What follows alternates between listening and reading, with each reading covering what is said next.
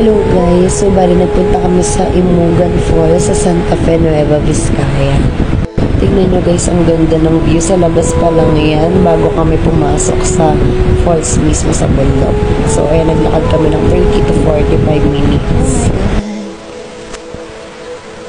I'm so tired. Look at me. Look at me. Oops. Pakiusap sa lahat. You are now entering Imugan Falls. Keep safe. Let's go.